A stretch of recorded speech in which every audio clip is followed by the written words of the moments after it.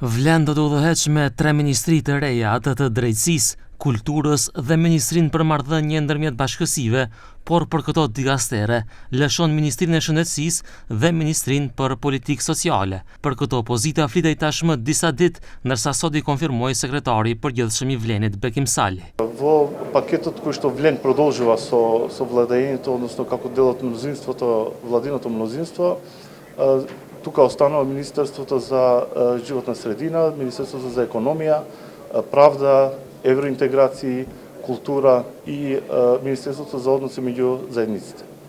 Тоа се 6 ресорни министерства. Por kush do të udhëheqë me 2 ministrit e reja?